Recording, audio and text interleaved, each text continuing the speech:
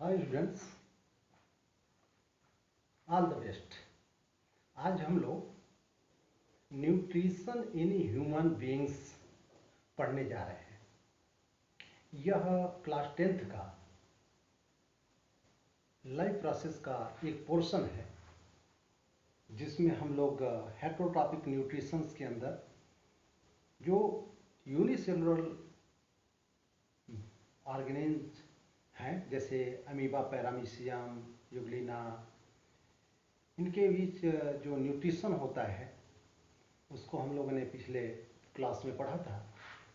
लेकिन अब हम मल्टी सेलुलर जो कॉम्प्लेक्स जैव विकास की प्रक्रिया में जो कॉम्प्लेक्स ऑर्गेनिज्म है जिसमें ह्यूमन है, जिसमें हम लोग स्वयं शामिल हैं, इनके अंदर न्यूट्रिशन कैसे होता है इसको हम लोग जानना चाहेंगे। आज का क्लास ये है कि the process of nutrition in human being is called digestive system. The digestive system consist of alimentary canal and its associated digestive gland. The alimentary canal consists some parts या various parts like mouth, esophagus, stomach, ये small intestine, large intestine, rectum, anus. यानी कि alimentary canal एक long tube extended about 9 metre, लगभग 9 metre ये पूरी लंबाई होती है इंसान के अंदर। और वेरियस ऑर्गेनिज्म के अंदर अलग अलग होता है, लेकिन ह्यूमंस के अंदर लगभग 9 मीटर, एक वयस्क इंसान के अंदर 9 मीटर होता है।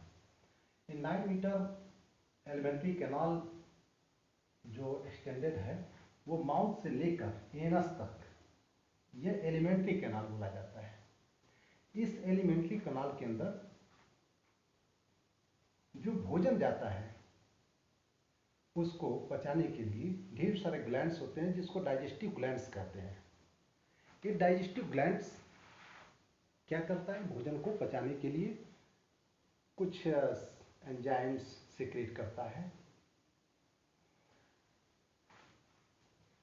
अंतःस्रावी ग्रंथ, बहिर्स्रावी ग्रंथ या मिक्स ग्रंथि, मिश्रित ग्रंथि, तो एंडोक्राइन ग्लैंड्स, एक्सोक्राइन ग्लैंड्स। तो ये एक्सोक्राइन ग्लैंड्स जैसे सिलेवरी ग्लैंड्स है जो बिना ब्लड वेसल्स के सिक्रीट होता है, वो ब्लड में न जाके भोजन में जा रहे हैं, ऐसे ग्लैंड्स डाइजेस्टिव ग्लैंड्स इसमें पाए जाते हैं। तो हम लोग अध्ययन या डाइजेस्टिव जब सिस्टम का करते हैं, न्यूट्रिशन इन ह्यूमन बीइंग्स का करते हैं, तो भोजन को अपने हाथ से इंसान मुंह में डालता है और उसके अंदर टीथ, लंग और यह टंग, ये तीनों मौजूद होते हैं। वहाँ से जाते ही इस प्रक्रिया को क्या कहते हैं, इंगेशन। और जब भोजन का पचना शुरू होता है उसको डाइजेशन कहते हैं। और उसके बाद एब्जॉर्प्शन की प्रक्रिया होती है इंटेस्टाइन के अंदर, और फिर ब्लड सेल तक पहुंचने के काम को एसिमिलेशन, और जो अनडाइजेस्टेड फूड है बाहर तक एक्सक्रीट होने की प्रक्रिया को इंगेशन में हम लेते हैं। तो फर्स्ट इंगेशन हम जब पढ़ते हैं तो भोजन को put in the mouth, then जो दांत है वो उसकी च्यूइंग, ग्रीडिंग एंड क्रशिंग के जरिए फूड को वह टुकड़े टुकड़े में कर देते हैं और जीभ की सहायता से उसको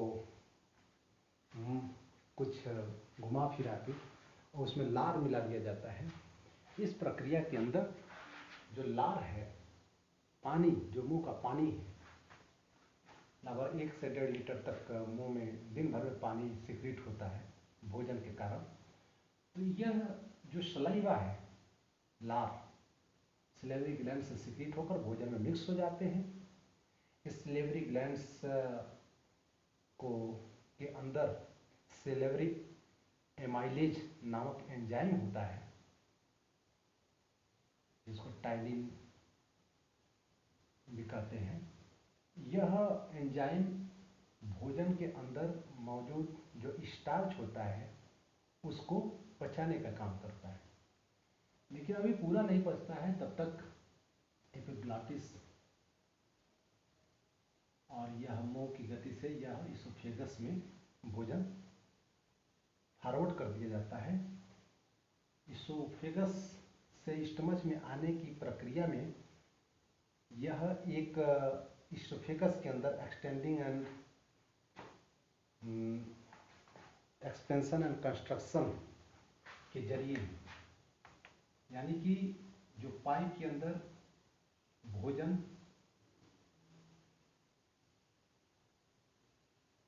को फॉरवर्ड करने के लिए एक रिदमिकली मूवमेंट यानी आवर्ती मूवमेंट एक होता है, मतलब फूलना पिचकना। इस प्रक्रिया से भोजन को यहाँ तक पहुँचाया जाता है, यानी कि वो डायरेक्ट यहाँ नहीं आ जाता है। वह जो यह रिदमिकली मूवमेंट है, पेरिस्टैल्टिक मूवमेंट इसको कहते हैं, क्रमाकुंचन गति, उस प्रक्रिया के जरिए स्टमच में आता है। यहाँ स्फिंक्टर्स मसल्स होते हैं जो भोजन को फिर उल्टा नहीं जाने देते हैं।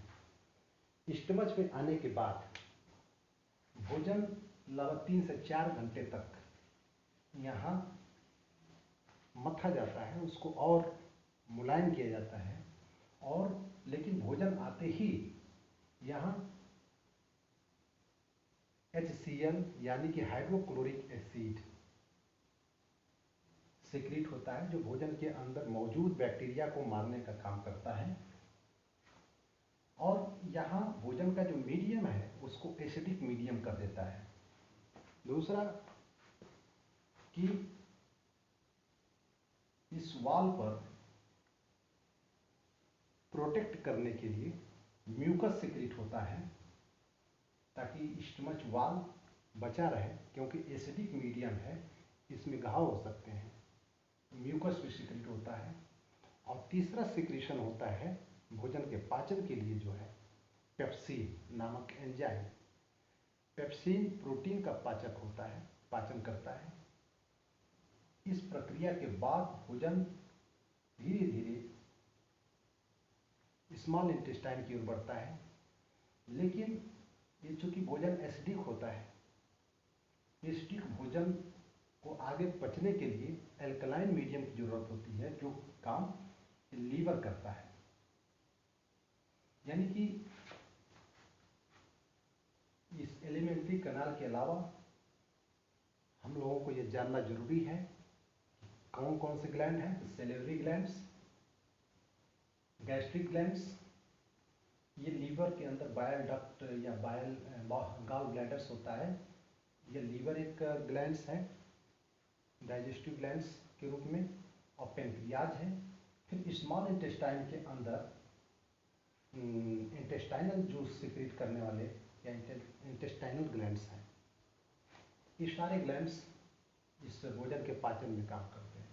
तो हम बता रहे थे कि स्टमक से जब भोजन आगे जाता है तो उस एसिडिक होता है, उसको एल्कलाइन करने के लिए बाइल डक्ट से, लीवर से जो कलेक्ट होता है गॉल ब्लैडर के अंदर बाइल, पित्त, उस पित्त को ट्यूब के जरिए इस इंटेस्टाइन में, स्मॉल इंटेस्टाइन में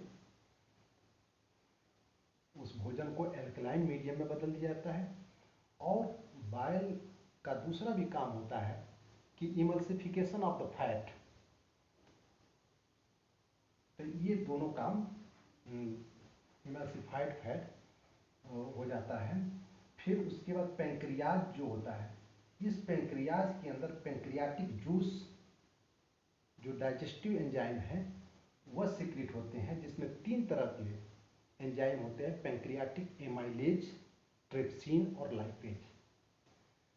एमाइलेज का काम है स्टार्च, जो कि भोजन यहाँ न ठहरने की वजह से आगे बढ़ गया, वो आधा अधूरा ढंग से ही स्टार्च का पाचन हुआ था, उसका और आगे पाचन स्टार्च को ब्रेक डाउन करके ये ग्लूकोज बनाने में ये पेंक्रियाटिक एमाइलेज इस आंत में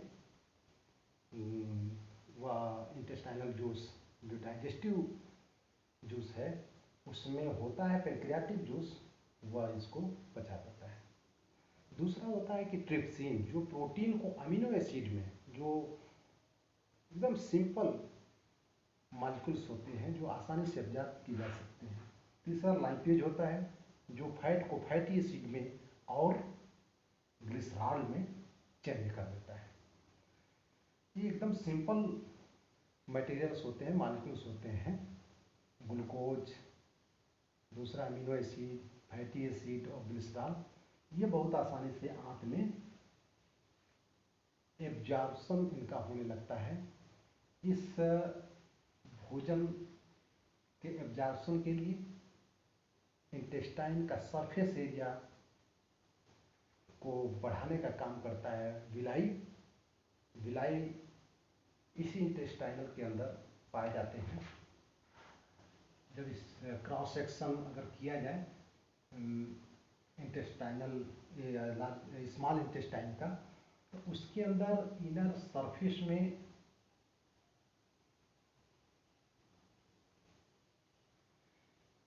inner surface of small intestine have millions of teeny finger like projection are called villi.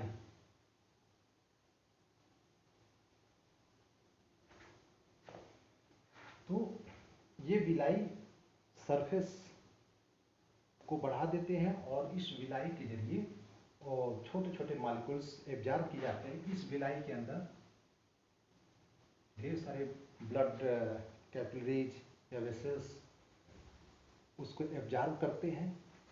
Absorb करने के बाद वह फूड मटेरियल्स जो कि डाइजेस्ट होने लायक है, उसको पूरे शरीर के सेल तक भेजने के काम को एसिमिलेशन कहते हैं। और भोजन एसिमिलेट होता है, कोशिकाओं तक पहुंचता है, उसका ऑक्सीडेशन के जरिए ऊर्जा बनता है। जो अनडाइजेस्टेड फूड है, वह अनडाइजेस्टेड फूड यहाँ लार्ज इंटेस्टाइन से होते हुए गुजरता है। इससे जो अतिरिक्त वाटर होते हैं वह एब्जॉर्ब कर लिए जाते हैं और फिर उसके बाद से रेक्टम से होते हुए एनस से वह उनका एक्सक्रीशन हो जाता है, जिसको हम ईगेशन कहते हैं। तो डाइजेशन में हम लोगों ने इनगेशन, डाइजेशन और एब्जॉर्प्शन, एसिमिलेशन और ईगेशन, ये प्रोसेस से डाइजेस्टिव सिस्टम एलिमेंट्री कैनाल के अंदर हम लोगों ने पढ़ा। और इसके अंदर हम लोगों ने जो पाचन के अंदर पढ़ा, तो 3 मात्र चीज़ों का पाचन हम लोग पढ़े, जिसको ध्यान देना है कि ग्लूकोज का पाचन, प्रोटीन और फैट। इसके अलावा जो मिनरल्स होते हैं या वाटर्स होते हैं, उनके लिए कोई डाइजेस्टिव ग्लैंड्स की आवश्यकता नहीं होती है। शरीर द्वारा वह एब्जॉर्ब कर लिए जाते हैं, उनके पाचन की कोई आवश्यकता नहीं होती है। तो ये आज का यह जो टॉपिक रहा, हम लोग जो पढ़े हैं वो डाइजेस्टिव सिस्टम इन या न्यूट्रिशन इन ह्यूमन बीइंग्स को पढ़े हैं। आगे हम लोग और दूसरी चीज़ ये भी जानने की चीज़ें हैं कि यह 11th लेवल का नहीं है, 12th लेवल का नहीं है, ये 10th लेवल का है। अगर 11th लेवल का आप पढ़ेंगे तो इसको और डिटेल में आपको डिस्क्राइब किया जाएगा। लेकिन अभी फ़िलहाल 10वीं क्लास के लिए इतना ही। धन्यवाद।